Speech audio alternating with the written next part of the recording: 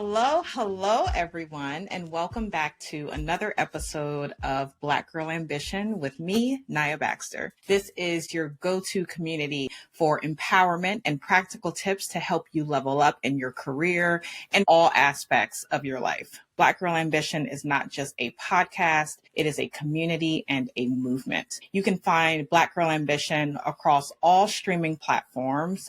So be sure to rate, review, subscribe, and if you have not already, share Black Girl Ambition with a friend. Today, I am very excited, ambitious Black girls. We are speaking with Danielle Locklear. Danielle is owner of Danielle Locklear Counseling. She is also an herbalist in training. Danielle is a licensed marriage and family therapist and specializes in, get this, okay, decolonizing mental health and helping her clients untangle from capitalism narratives. Boom. Do we need it now more than ever? She is also the author of a great article entitled Your Black Therapist is Tired. Danielle is based in Austin, Texas. She loves food and also intentional efforts that foster community. We are going to talk about Black women's mental health specifically, setting boundaries, regulating our nervous systems, and really navigating a society that feels very complicated. Thank you for being here today. For having me. That was also follow me around in life. I love that intro. I will introduce yourself a bit to my listeners in terms of your career path to becoming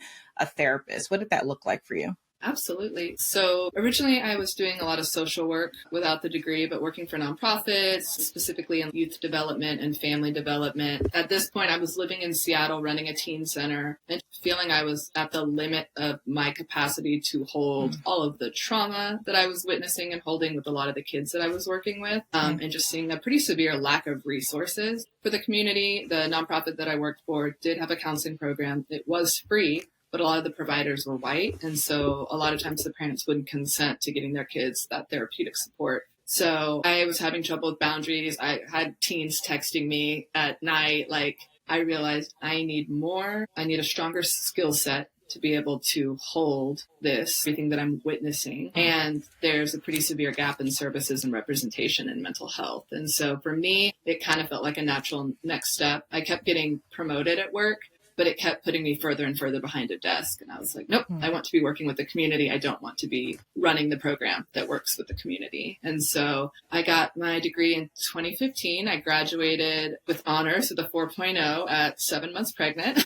Wow. And then, had my firstborn and started my own practice pretty shortly after. So it's been really cool to find my voice and stand in my power as what initially felt like kind of an outlier in mental health. The foundation of mental health is very white, male, colonizer language. And then realizing I could work for myself and I didn't actually have to work for a nonprofit and I didn't actually have to be under supervision that felt like I was outgrowing it as far as the scope of what I wanted to do. So I've been in private practice since 2017, working for myself, and I love it because at the end of the day, if I'm burnt out, it's my own fault.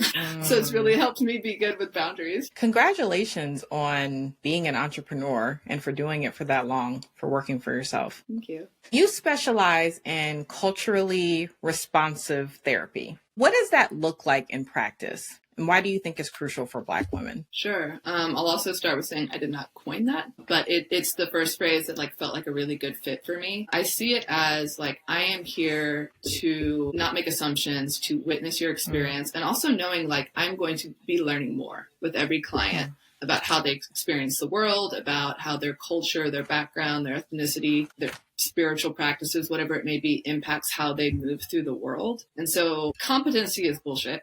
It's you wouldn't want to go to a competent surgeon, right? You'd be like, no, I hope you know what you're doing. And so competency is I did my bare minimum to meet a quota that, an arbitrary number that the board said they needed. Whereas responsive is some clients might require more from me, and I'm going to respond in kind by learning more. It also means that the professional development that I choose, I really discern that and make sure that I'm incorporating practices that generally work best with marginalized populations. For me, I'd say probably 95% of my caseload are people of color. I do have a couple white folks on there and they're like, do you work with white people? And I'm like, depends what kind of white person you are. But they're the ones that are willing to do the work. They're unlearning whiteness as a social construct. The culturally responsive ultimately means that I will not pretend to know everything, but I will be committed to learn. I wasn't expecting you to answer it in that way in terms of what responsive looks like, and really being customized to what an individual needs and coming from a space of learning for you and not knowing everything, but being willing to learn and meet your client where they are. So I really love that. And also just in terms of unlearning whiteness, like whiteness as a social construct is so Absolutely. embedded in every single part of society, in language and systems, obviously, and symbols and ideology. Like it's everywhere. And I think that is part of the reckoning that is happening now, the defense of that whiteness as a social construct. And it also infiltrates the thriving of people of color, because I hear I work with a lot of clients in tech, and they're like, wow, I'm making more than I've ever made. I have access to things I've never had. Am I living a white lifestyle? And I'm like, no, girl, that's not a white lifestyle. Those are things that white people had access to based upon the systems of oppression that benefited them. Like having a house that feels big enough for you and you enjoy is not an inherently white thing. It's an access thing. Going to yoga or getting a massage, these are not white things. A lot of these things have actually been co-opted by whiteness that started more in Eastern traditions. And so it really does infiltrate so much. And there's so much that we have to unlearn about what we've been told. Like we are allowed to do, or what is for us and what isn't. So what are some signs that a therapist might not be a good fit for a Black woman seeking healing? And actually, I'm thinking about this too. Do you advise that Black women seek out Black women therapists? Do you think that's necessary for them to get what they need? I don't think it's always necessary. I have had profound therapeutic work myself personally from non-Black therapists. I think it depends on what your need is. And so there are things that people come to me and they're like, no, I specifically want to work with a Black woman or a biracial woman. I identify as both. And then other times it's like, no, I just really like your vibe. And I'm like, okay, that works too. Thanks. So it I think so much of the therapeutic, Western society, Western America, we put so many rules on so many things. And I'm trying to get us to get back to our intuitive decision-making and discernment. And so if you are in relationship with a therapist and it just doesn't feel good, and maybe you don't even have the words for why it feels good, then it's not your relationship. That's not the one for you. And so some kind of key things to look out for is if you feel like you have to sort of prove your reality, likely that it's going to be a provider that may not be as inclusive, or maybe just hasn't done the own work on their own shit yet. And I mean, that's not always white providers. I've worked with therapists of color that I actually were like, wow, some of the things you're doing are highly problematic and I wouldn't refer anybody to you. So yeah, it's keeping an eye on do I feel safe with this person? Do I feel witnessed and believed by this person? And am I experiencing belonging? That is proving out your experience. I think that's a really, really key one to look out for. Yeah. Well, and it's also too is ideally you want the therapist to not only engage in the interactions that you're talking about, but have an awareness and knowledge and understanding of the greater systems that might be impacting your experience as well. Yes, exactly. So I want to shift to talking about rejecting toxic hustle culture and the narratives that Black women are told about the need to be strong, the need to be overachievers, the need to be the caretakers.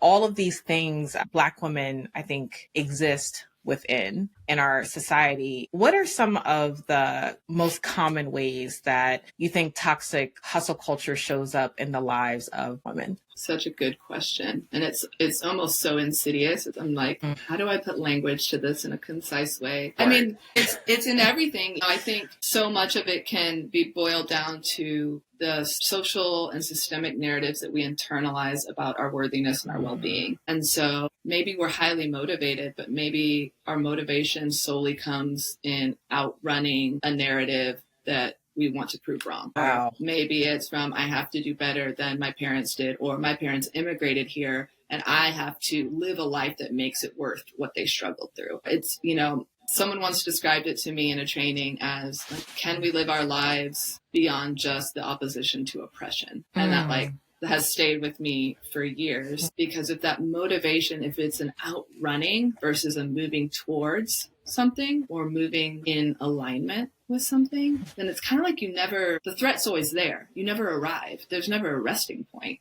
You can always do something more. And then oftentimes we don't actually get the experiential, like energetic benefit of the accomplishment or the outcome, or maybe that accomplishment or that outcome or that path feels empty to us. Like we arrive at it and it's like, I don't even have time. I'm going to just keep going. And so for me, like what I do for myself and work on with my clients is like, I don't follow shoulds. If I am talking to myself, if the conversation I'm having with myself is you should do this, then I'm going to pause and be like, why?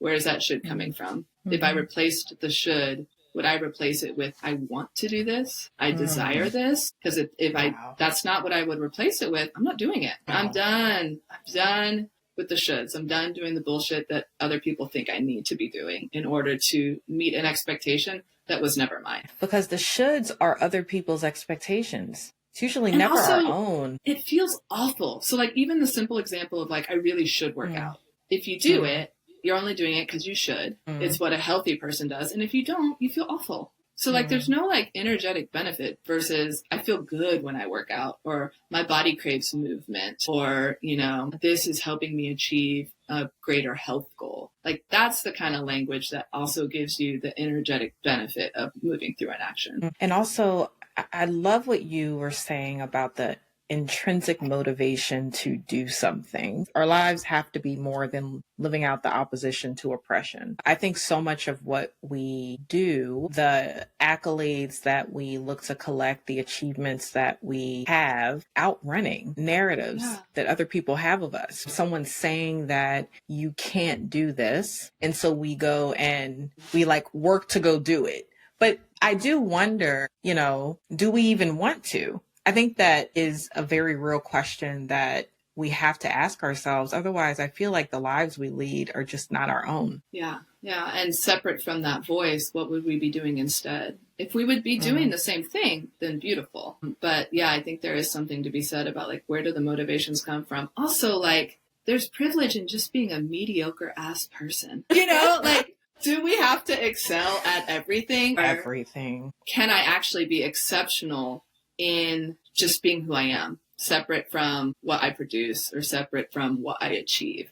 Like, I think I'm a pretty exceptional person, even when I'm just taking a nap. I don't need to be doing something in order to prove that exception.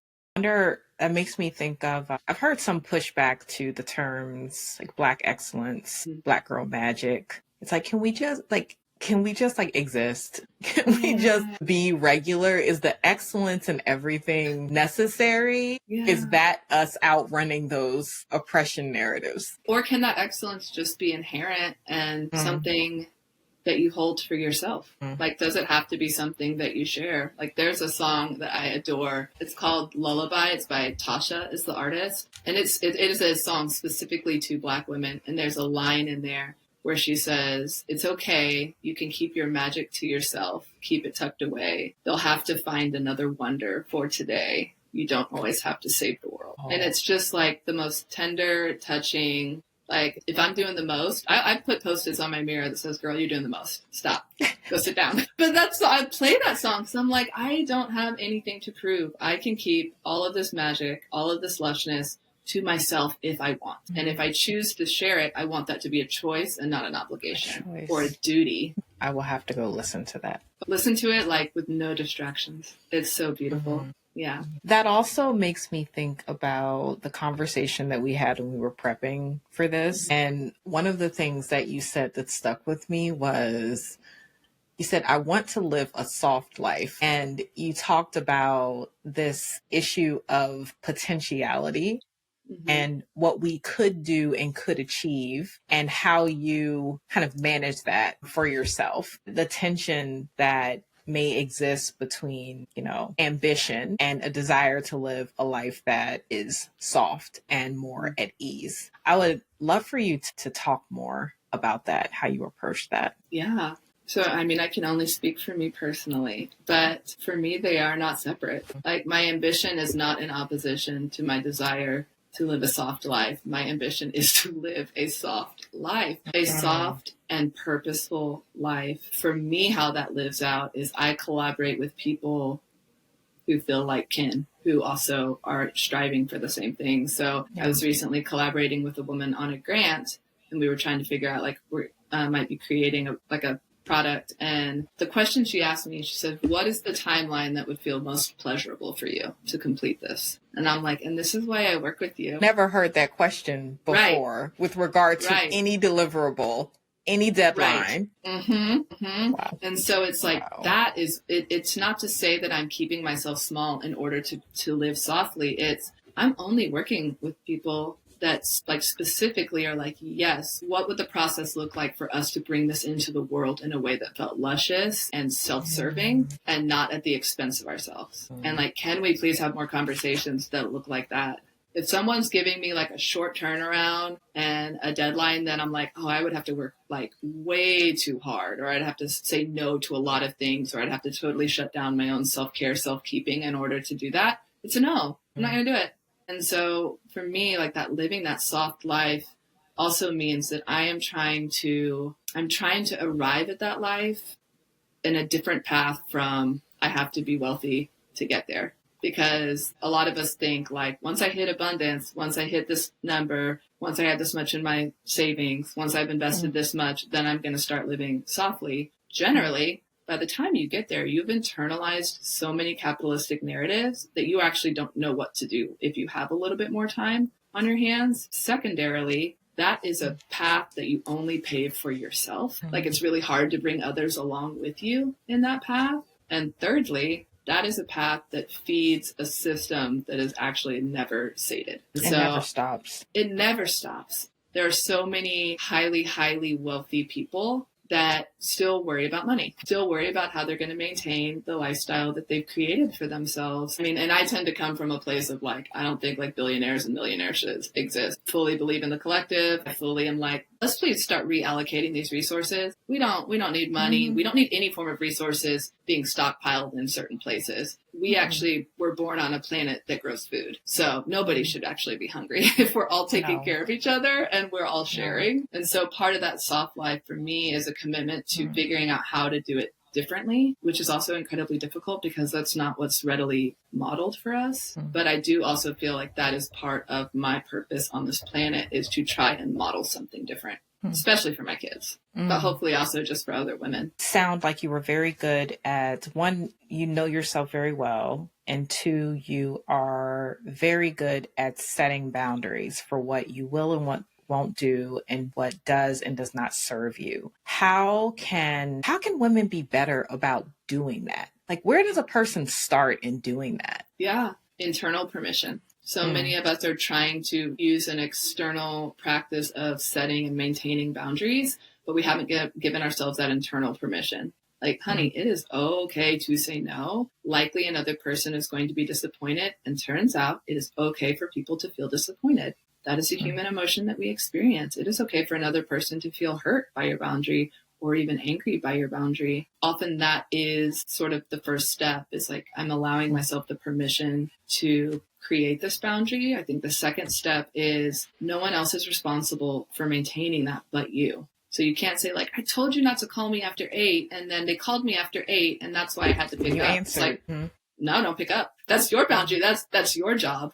And if they have a reaction to it, that's their work. That's not yours to hold, and it's not yours to be responsible for. And so initially, like, I think this is also, like, a beautiful thing to walk alongside with your collective, your tribe, your therapist, whatever your support system is. Because when we initially start setting boundaries, there are parts of us that rage against it. There are parts of us that say, you're being cruel, you're being naive, you're being selfish, you're being bougie, like, whatever it may be. And so having those other voices say, no, that's a super reasonable thing to want.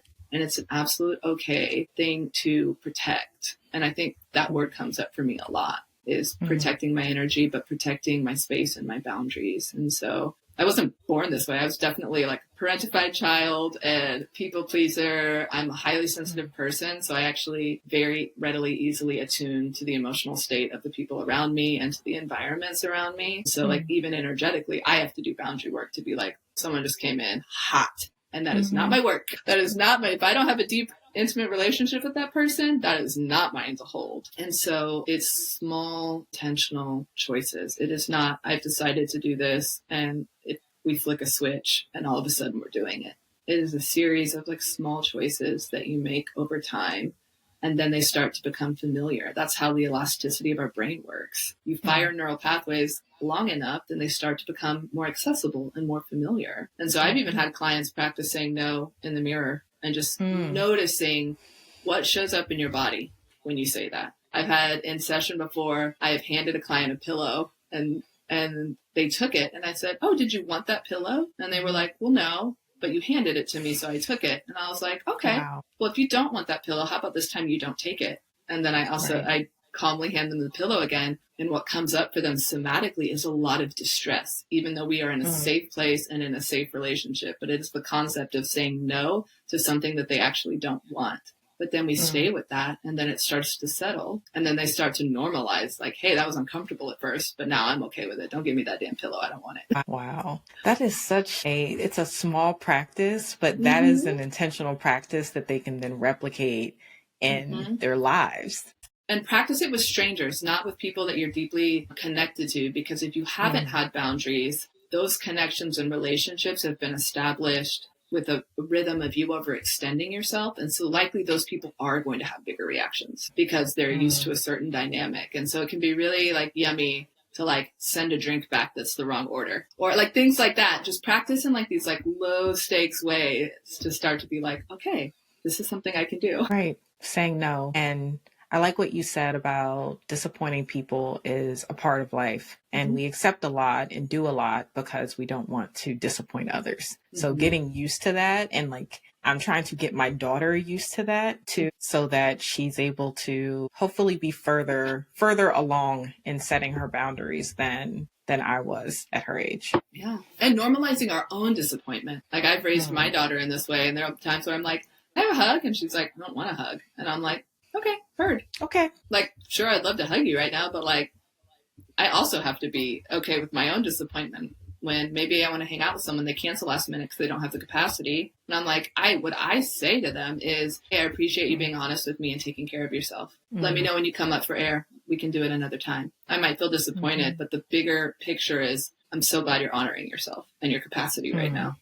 Saying no to things we don't want to do. I tell you, it's been a revelation for me and something I probably only started to do, without guilt. I'd say actually I still have guilt. That is not honest. I still have guilt. I just do it anyway. Yeah. And it's a practice. You talked about, I said this in your intro, and then you used the term a couple of minutes ago of capitalist narratives. And I would like you to help my listeners understand what are some of those capitalist narratives? Like because we've internalized so many of them and normalized them that we may not even realize what they are. So I would love to hear what some of those are from your perspective. Yeah, absolutely. So I think one of the big ones is like, this is something I'm still observing and questioning within myself, but I have sort of a working hypothesis that like laziness is not a thing. You have to tell me more.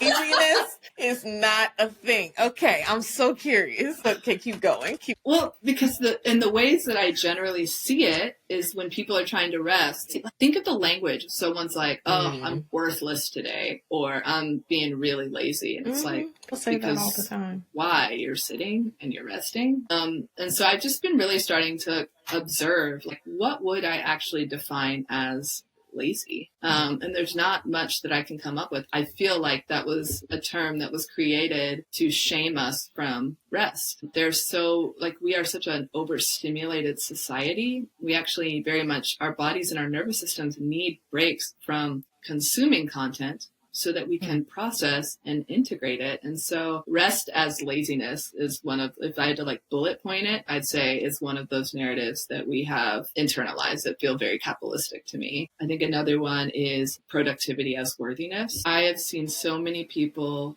be laid off and it trigger an entire reevaluation of their worthiness and their value. Wow. If they are not making money, who are they? They can't provide for their family, whatever it may be. It's the way that it gets entangled, like under the current systems, our ability to access food and shelter, and I'm going to use healthcare in quotes because we know how it is out there, is directly tied to our ability to produce. So how many of us, our healthcare is tied to our employer? And if we are not producing, then we might lose our prescriptions, or we might lose our coverage around a pre-existing condition, or we might be pregnant and lose that coverage. And so there's so much about what it is to just be alive that is tied to, and I'm specifically using the word produce because it is very different from what has been co-opted as the phrase like contribute to society. Contributing to capitalism is not contributing to society. Contributing to society is, I grew too much in my garden and I'm handing it over the fence to my neighbors. It is, my friend is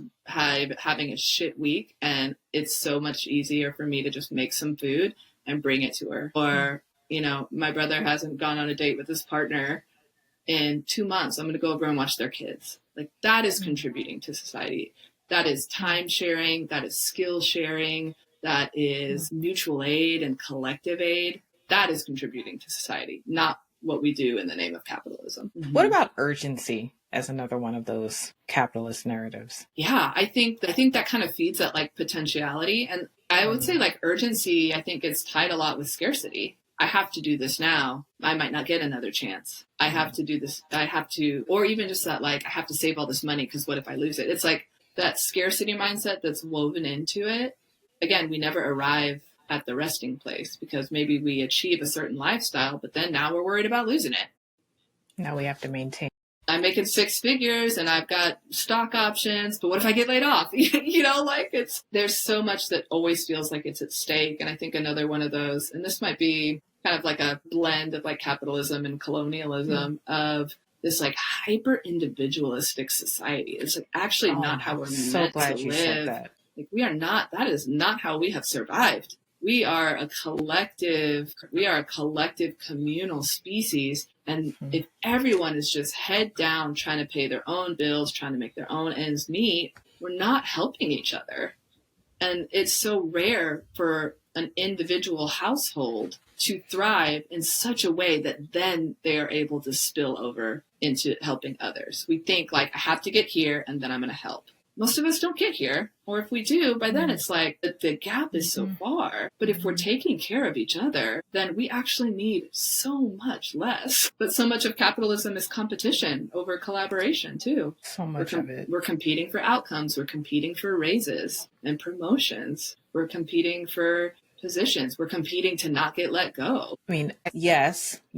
And I do wonder, I wonder about how much of that hyper individualism is unique to American society in particular versus other global societies, where I see much more of a communal approach to caring for others. Right? Like caring for community, environment, other people. And I don't think it's inherently like across the world. I mean, I think industrialization was probably a big part of that because it's like, look how much we can do faster now. And if we can do it faster, that means we can turn a profit. Like healthcare should not be a for-profit system. No, it shouldn't. When people's lives literally are at stake. Yeah. And it's a for-profit system with shareholders who get paid more if more claims are denied.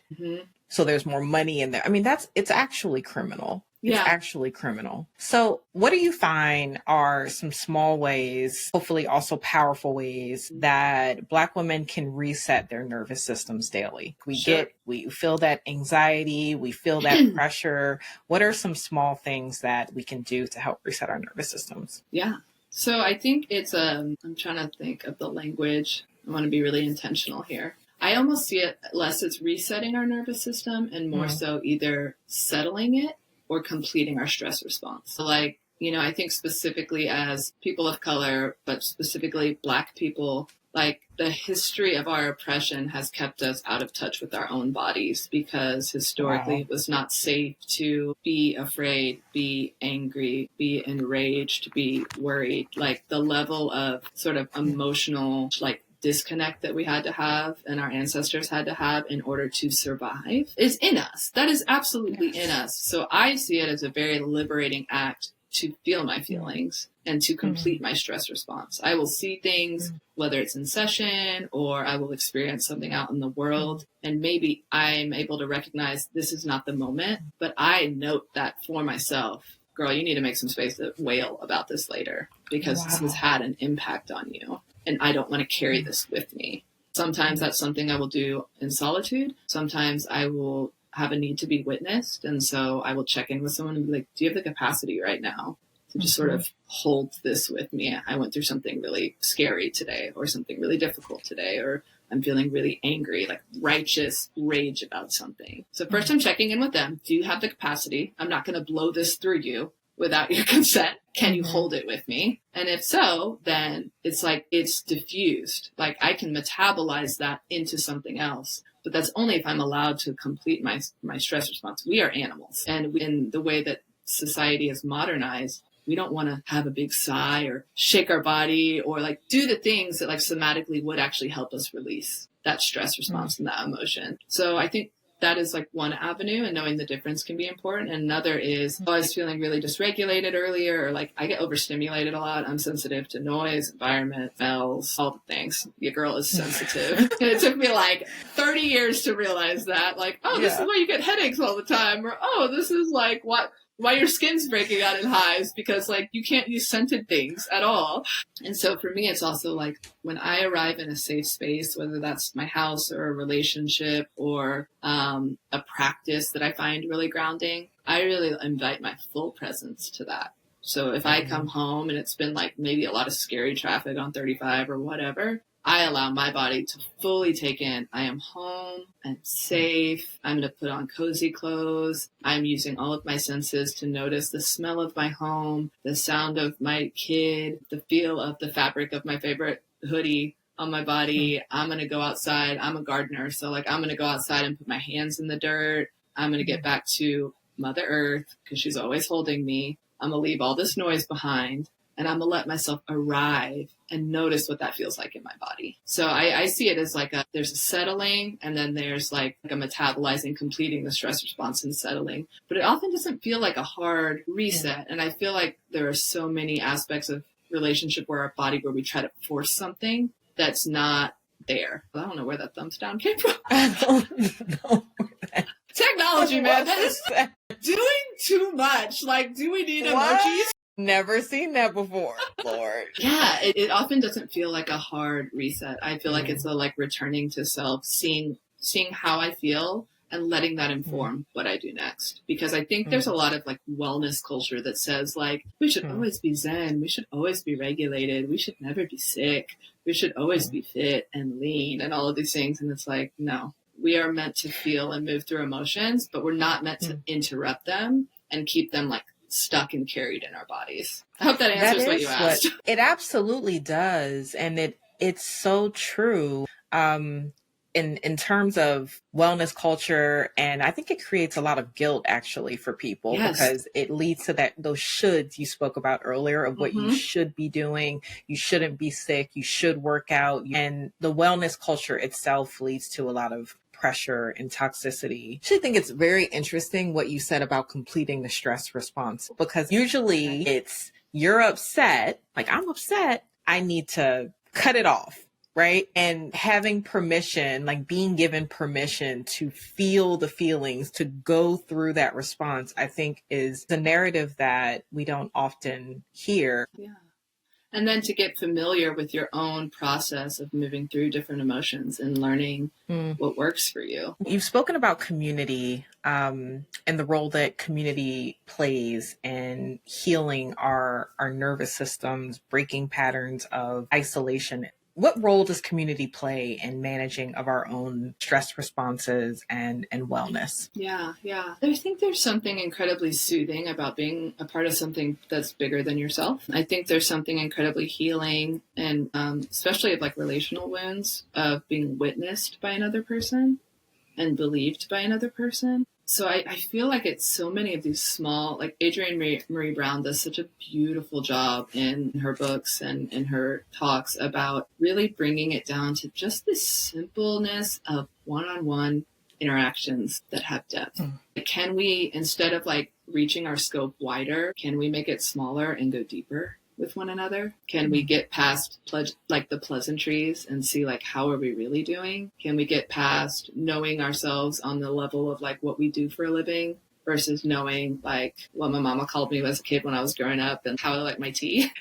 I love the movement towards just doing regular life together versus events. Like I want to pop into your house and you to show up at your door braless and be like, I'm folding laundry on the couch, come on. And I'll be like, cool, I'll take the towels. Or, or I want to be in your space long enough where you're giving me a taste of the sauce you're making and asking me what it still needs. I want to know I love that level of comfort where like, if I have people over, and I've done this many a time, and I get tired, I'm going to be like, I'm going to take a nap. Don't leave. Keep hanging out. I'll be back in a little bit.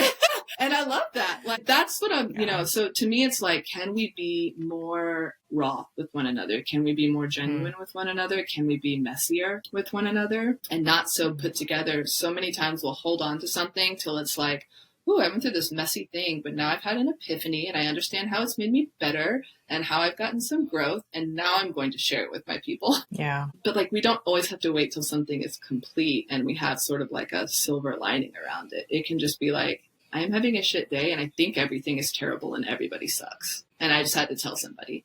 Like, I got my girl, I'll text her and I'm like, here's what I'm feeling. And I just needed another person to know.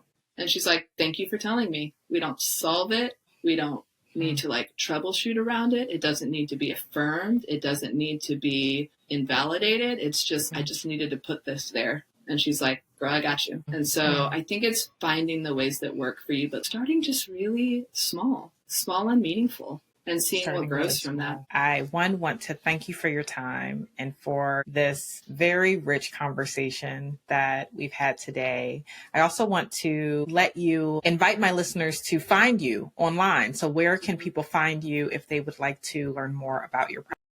Good luck, because I've left most of social media in a way to just like make my world smaller and protect my energy. But I do have an Instagram for my business. It's DL Counseling, ATX. And then Danielle Locklear Counseling is my website. I do have a card deck that I'll be releasing later this year. It's called the Beloved Deck. It's an invitation deck all about inviting you into embodiment and deeper, like intuitive knowing of self so that you can enter the collective. It's very much centered in the purpose of readying us for what comes next, readying us for change, building our resiliency through our ability to adapt. Are you accepting new clients now? I have like 1, possibly 2 spots. If you're looking for counseling work, you do need to be residing in the state of Texas. I also offer mentorship services, and those can be out of state or if you live abroad. Love that you have fully just owned who you are and what brings you joy on your own terms. There's something very, very satisfying and beautiful in that.